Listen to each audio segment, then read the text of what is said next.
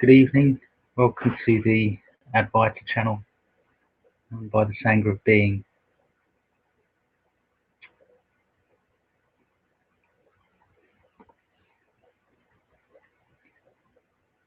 I understand that previous recordings there was some issues with the sound not being very clear, and there was some interference. So I've asked somebody if they can just give me some feedback and let me know if the sound is okay this time.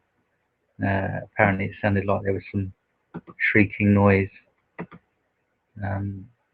last time. It may have been related to some phone interference, so I'm going to ask whoever's in the chat, Namaste Amaya, if they can give me some feedback on the sound.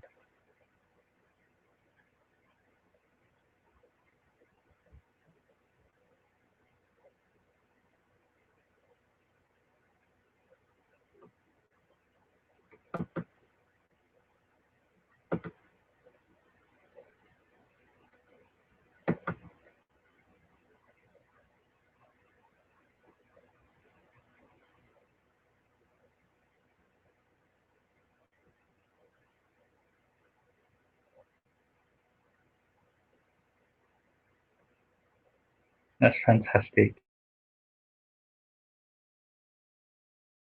Thank you, Amaya. I really appreciate that. So, okay, we can go ahead. Brilliant.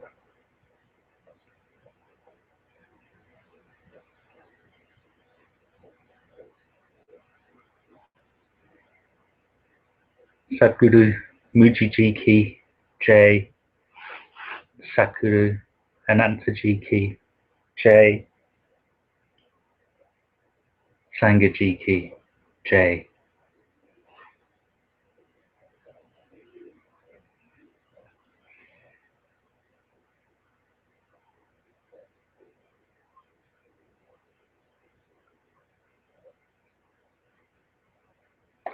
So how we do this is I read part of the book, we come to a natural break and rest in some silence, and then I start again.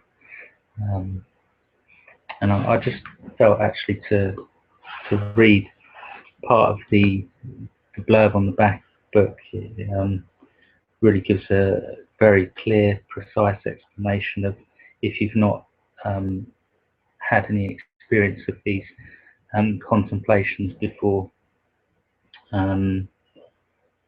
this will give a really good sort of precise indication of what they're about. So a series of contemplations leads us gently but directly to see that our essential nature is neither a body nor a mind. It is the conscious presence that is aware of this current experience. As such, it is nothing that can be experienced as an object, and yet it is undeniably present. However, these contemplations go much further than this. As we take our stand knowingly as this conscious presence that we always already are, and reconsider the objects of the body, mind, and world, we find that they do not simply appear to this presence, they appear within it. And further exploration reveals that they do not simply appear within this presence, but as this presence. Finally, we are led to see that it is in fact this very presence itself that takes the shape of our experience from moment to moment, whilst always remaining only itself. We see that our experience is and has only ever been one seamless totality, with no separate entities, objects, or parts anywhere to be found.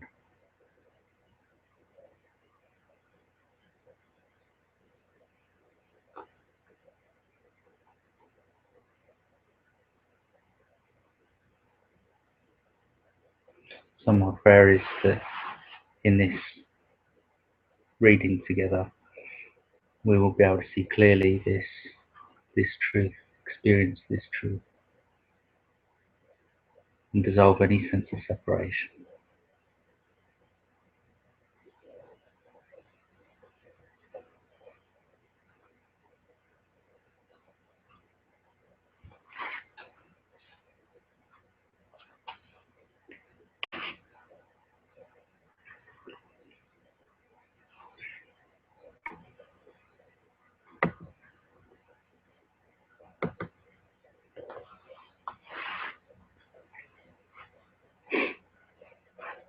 Consciousness shines in every experience.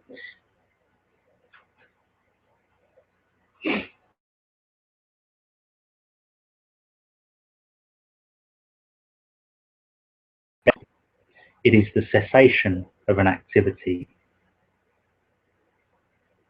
In the final analysis, nothing that is absolutely true can be said of meditation, not even that it is the cessation of an activity, because meditation takes place, or more accurately, is present beyond the mind, and the mind therefore, by definition, has no access to it.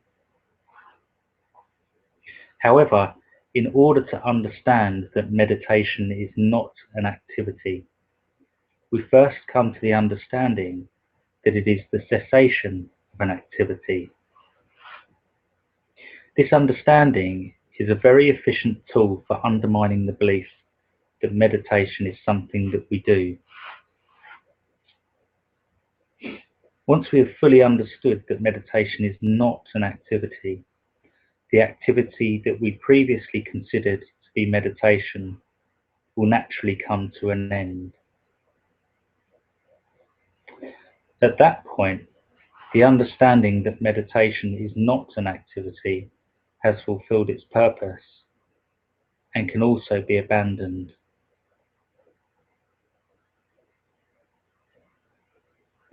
Once the thorn has removed the thorn, both are thrown away. In order to understand that meditation is not an activity, we can use the example of a clenched fist. If we take our open hand and slowly close it tightly, an effort is required both to clench the hand and to maintain it in that contracted gesture. If we maintain the hand in this contracted gesture for some time, the muscles will become accustomed to this new position, and we will soon cease to be aware that a subtle effort is continually being applied in order to maintain it. If someone were now to ask us to open our hand, we would feel that the opening of the hand requires some effort. At some stage, as we open our hand, we will become aware of the fact that we are not applying a new effort in order to open the hand, but rather that we are relaxing a previous effort of which we were no longer even aware. The apparent effort to open the hand turns out to be the relaxation of the original effort to contract the hand. What appeared to be the initiation of an effort turns out to be the cessation of an effort. Meditation works in a similar way. Our true nature is open, unlimited, free, conscious, self-luminous, and self-evident. This is our moment-by-moment experience, although we may not be aware of it.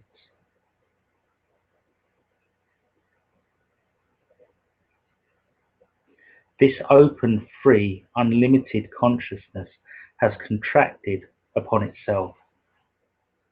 It has seemingly shrunk itself into the narrow frame of a body and a mind, and limited itself to a tiny location in a vast space and into a brief moment in an endless expanse of time.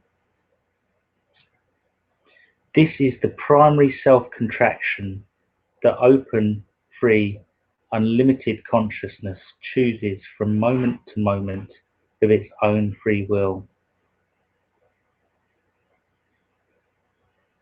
It draws the line within the seamless totality of its experience and says to itself, I am this and not that. I am here and not there. I am me and not other.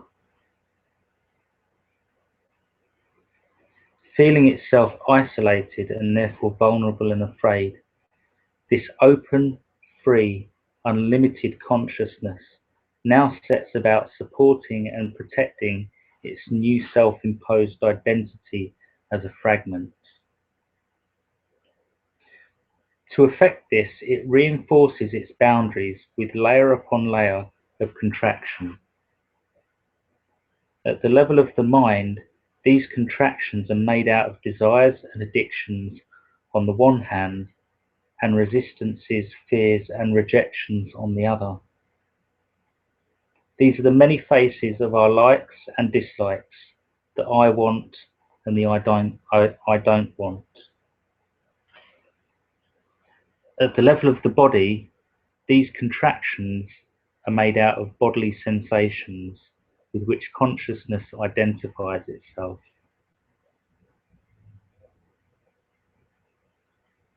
They are the apparent location of I inside the body.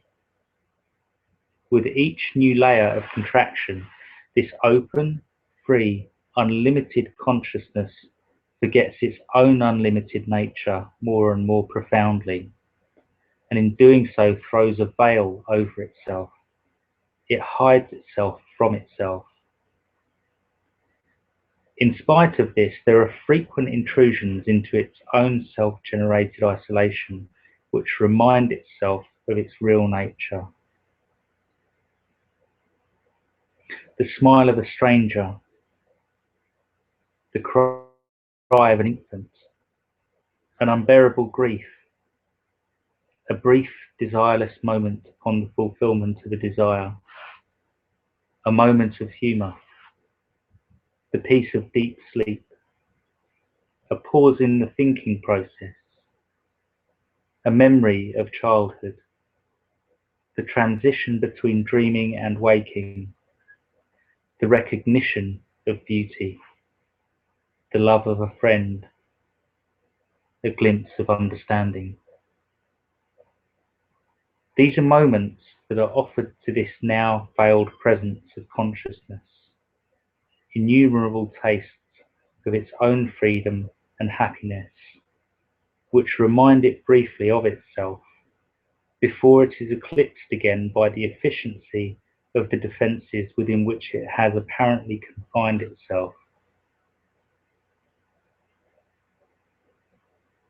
In this way, with layer upon layer of self-contraction, consciousness has reduced itself to a well-fortified, separate and vulnerable entity. This is not an activity that took place sometime in the past and which is now irrevocably cast in stone. It is an activity that is taking place now in this moment.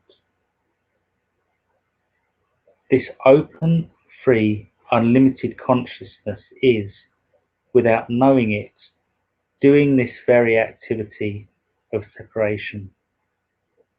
This activity defines the person, the separate entity. The separate entity is something we, as consciousness, do. It is not something that we are.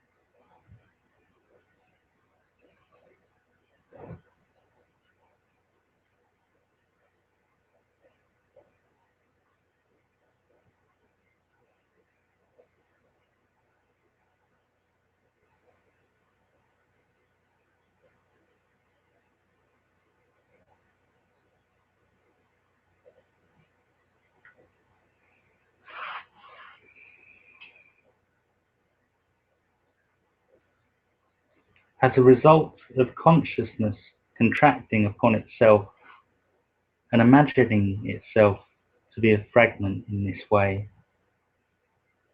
it projects outside of itself everything that is not contained within the boundary of its own self-imposed and limited identity. The world now appears as outside and other.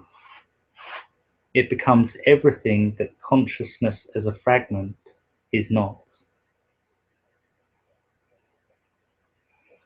And this world that now appears separate from and outside of consciousness seems to perfectly confirm consciousness' new view of itself as a limited fragment. The world becomes the vast and potentially threatening container of this consciousness as a fragment. Ironically, it is precisely because the world is, in reality, an appearance in consciousness and an expression of it, that it so accurately reflects the ideas that consciousness entertains about it.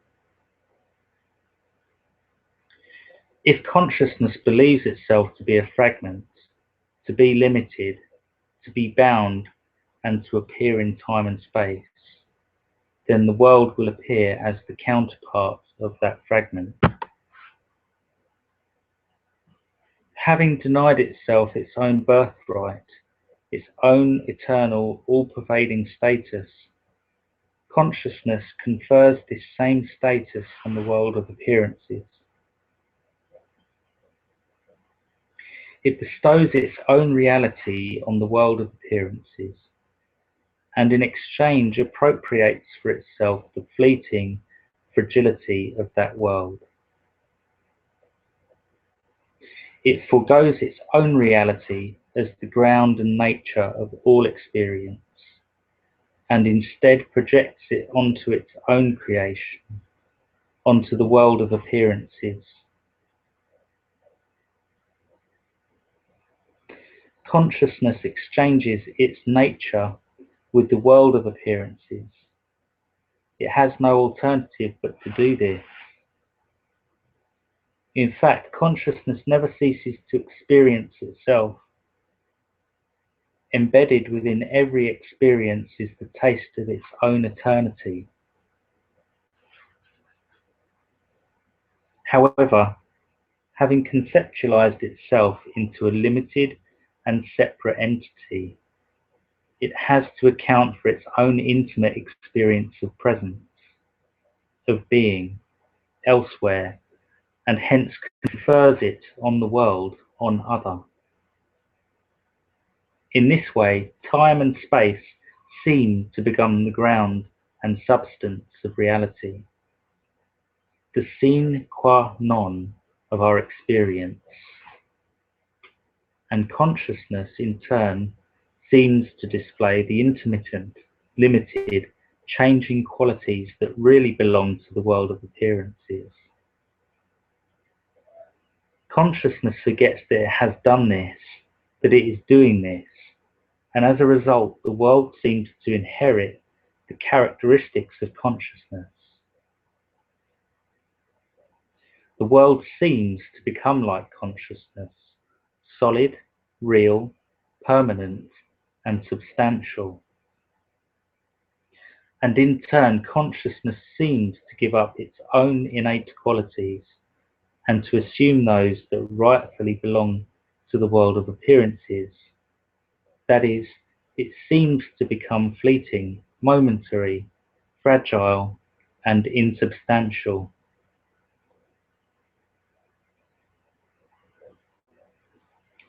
In short, consciousness creates an appearance that is consistent with its own beliefs. In fact, the belief of itself as a limited fragment and the appearance of the world as a solid and separate entity are co-created as a seamless, mutually validating whole. William Blake expressed the same understanding. As a man is, so he sees. This could be expressed as consciousness sees itself, so the world appears. It is an almost watertight conspiracy wrought of the freedom and creativity of consciousness itself. However, it is the very same power that enables the world to appear in accordance with consciousness' view of itself as a fragment, that in turn enables the world to appear in accordance with consciousness' new view of itself when it begins to awaken to its own reality, when it begins to remember itself. This is the magical nature of the world. The same world can be seen to validate either ignorance or understanding. In fact, it is the magical nature of consciousness, its creativity, its omnipotence, which makes this possible.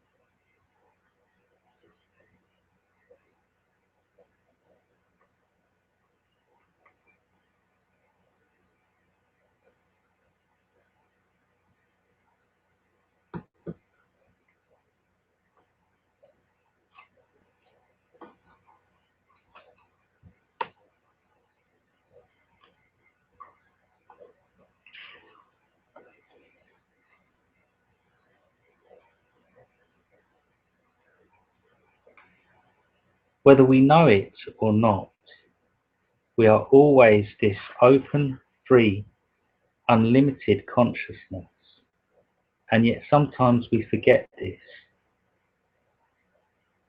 It is our freedom to forget.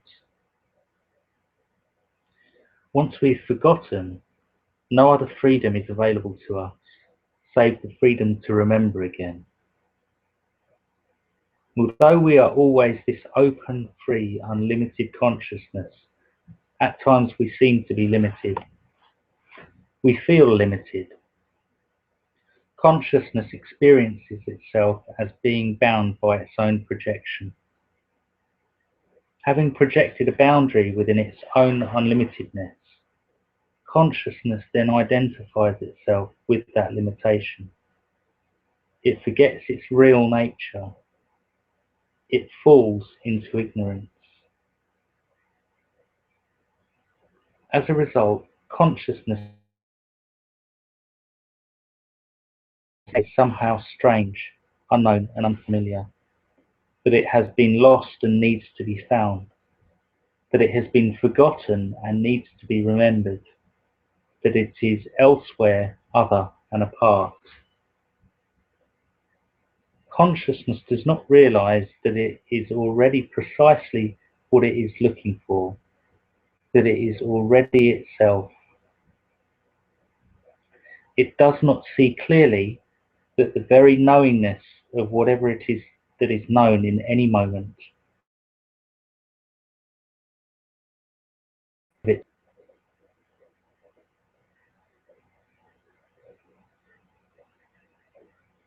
consciousness does not realize that it is already precisely what it is looking for, that it is already itself. It does not see clearly that the very knowingness of whatever it is that is known in any moment is the knowing of itself.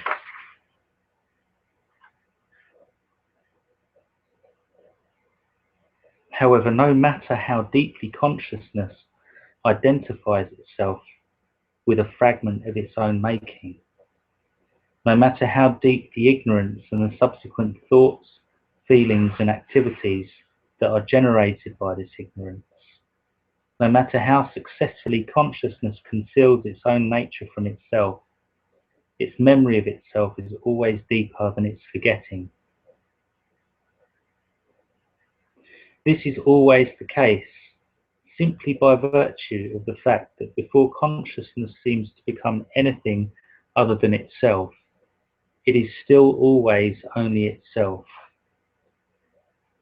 Consciousness is the primary experience in all experience, whatever the particular character of that experience.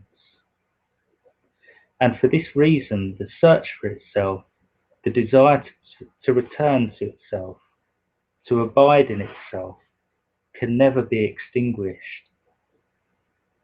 And ironically, it is for the very same reason that the search will be continually undermined. Because when it is understood that consciousness always only experiences itself, it is understood simultaneously that consciousness has nowhere to go and nothing to become.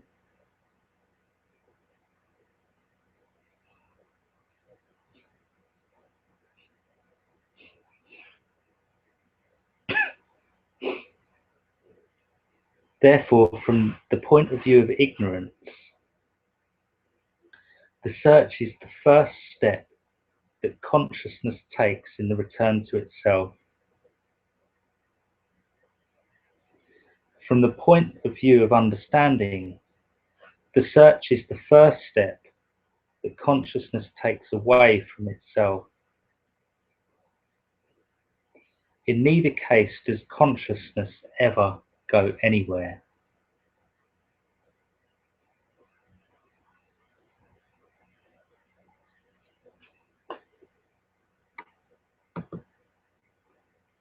Can I just ask, at this moment in the broadcast, is it playing okay? Are there any problems or issues? It seems on the screen, the YouTube screen, chat screen, it seems to have frozen for me. So if I could have any feedback, that would be really helpful.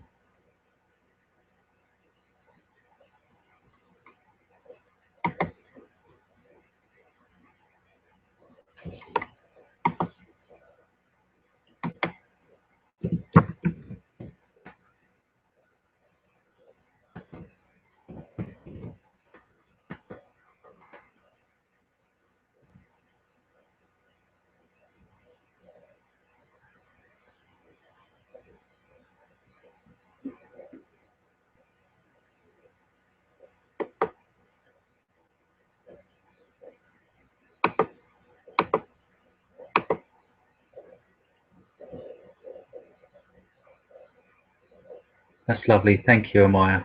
Brilliant. It must just be my screen then, so I'm glad it's coming through. And let me know if I'm speaking too quietly as well. Sometimes have that habit.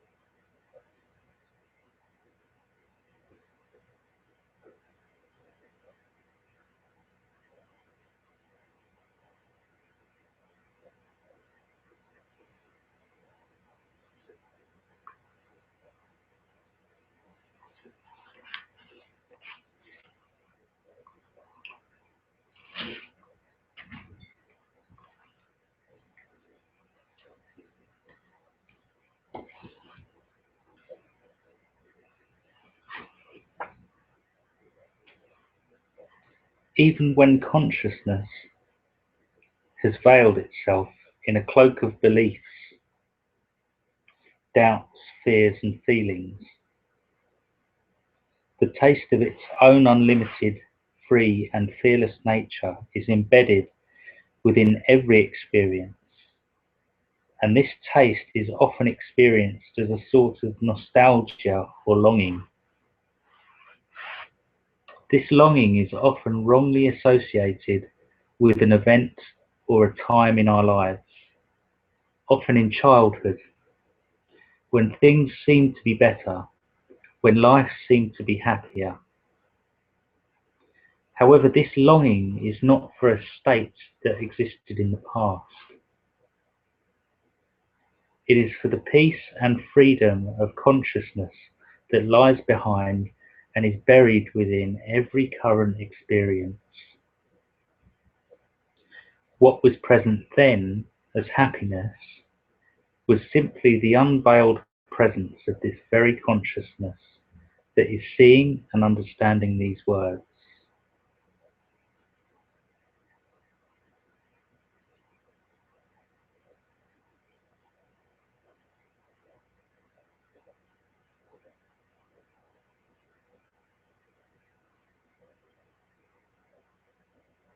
Consciousness projects this current experience out of itself. It then loses itself in this projection, in the mind-body world that it has projected from within itself, and identifies itself with a part of it. It is as if it says to itself, I am no longer this open, free, unlimited consciousness. Rather, I am this limited fragment that I have just created within myself. I am a body. In doing so, consciousness forgets itself. It forgets its own unlimited nature. This forgetting is known as ignorance. It is consciousness ignoring itself. As a result of this self-forgetting, the nostalgia appears and consciousness longs to return to itself, to be free. It does not realize, for the time being, that at every moment of this prodigal journey, it is always only ever itself.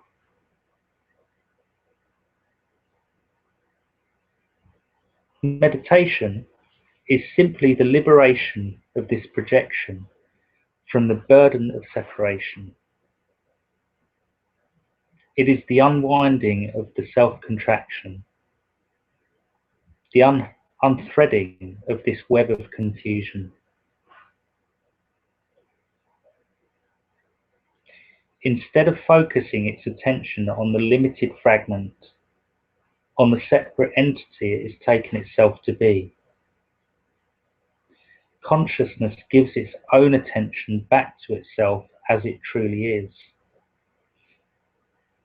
It returns to itself. It remembers itself. And instead of projecting the world outside of itself, consciousness reclaims it, takes it back inside itself.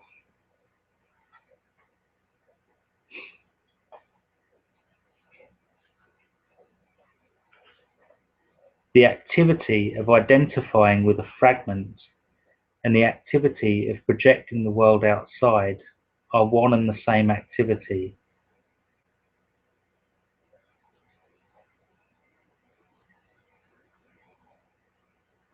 And by the same token, when one activity ceases, the other collapses. Consciousness is so accustomed to thinking of itself as a limited entity and to the concomitant projection of the world outside of itself that it seems to begin with that remembering itself, returning to itself, is a counter-activity, something that consciousness needs to do in order to find itself.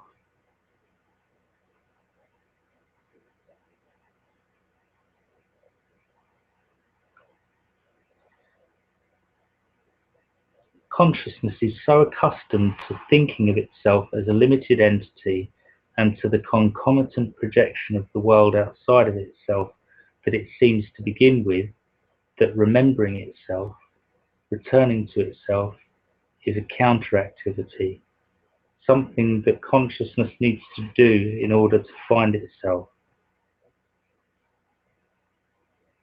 Like the opening of the hand, the unwinding of the self-contraction appears, to begin with, to be an activity. However, each time consciousness returns to itself, each time it relaxes its fixation on a separate entity, each time it opens itself without choice or preference to the full spectrum of whatever experience is appearing within itself, it is, without knowing it, undermining the habit of self-avoidance, the habit of avoiding its own reality. In this way, consciousness becomes more and more accustomed to remaining in itself, as itself, to no longer pretending to be something else, something other than itself.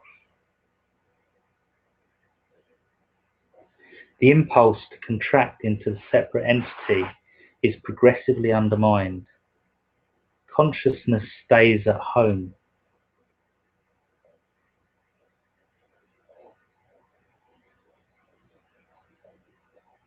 The impulse is to search, to seek, to avoid, to pretend, to contract, keep appearing, but consciousness is no longer compelled by them. It recognizes the impulses but no longer acts on them. And as a result, the frequency and ferocity of these impulses begin to subside.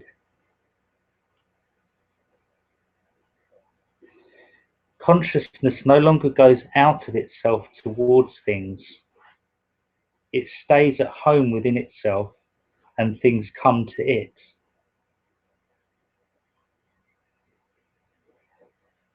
Things, that is, thoughts, feelings, and perceptions, come to it, appear to it, arise within it, but consciousness no longer needs to forget itself in order to experience the body, the mind, and the world. Consciousness shines in every experience.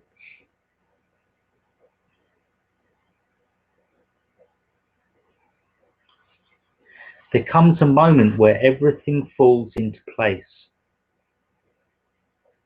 This open, free, unlimited consciousness that is our own intimate self realizes that it has always been and will always be only itself, that it has never left itself for a fraction of a moment, that what appeared to be the return to itself, the remembering of itself, was simply the recognition of itself, the recognition that it has always only ever been abiding in and as itself.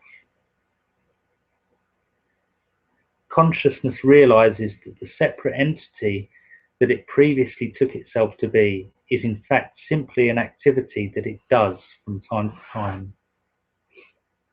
And by the same token, it realizes that the activity that it seemed to do from time to time, the activity that we call meditation, is in fact what it always is. It realizes that meditation is not a state that comes and goes, but that it is that in which all states come and go.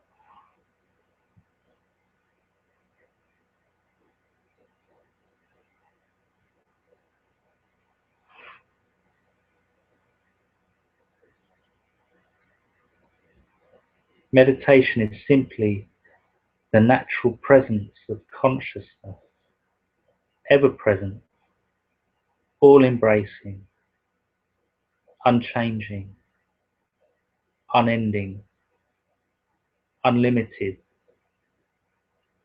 self-luminous, self-knowing, self-knowing, self-evident.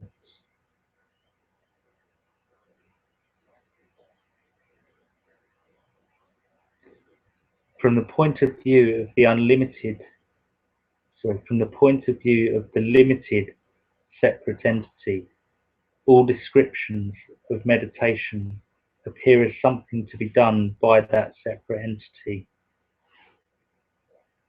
As soon as it is clearly seen that the separate entity is none other than a belief and a feeling that consciousness entertains about itself, then the very words that previously seemed to describe a process or an activity called meditation, that seemed to be an injunction to do something, are now understood to be simply a description of how things are.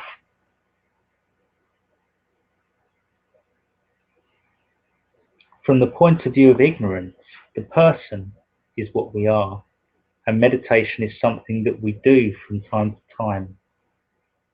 From the point of view of understanding, meditation is what we are, and the person is something that we do from time to time. Meditation is not something that we do. Whether we know it or not, it is what we are.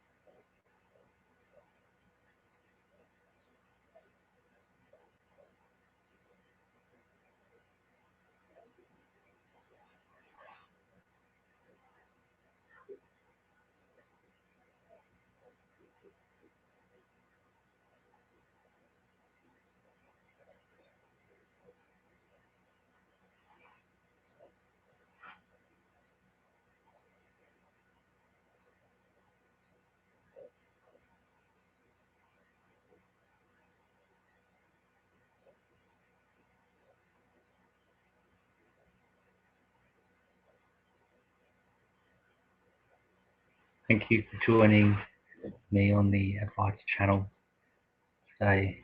It's been lovely to experience this presence very directly through the reading of Rupert Spira. And thank you for those that have joined. And thanks for the sound testing. It's been really helpful.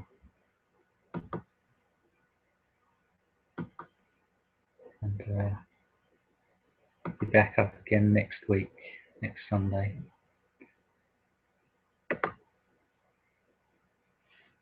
Om Shanti.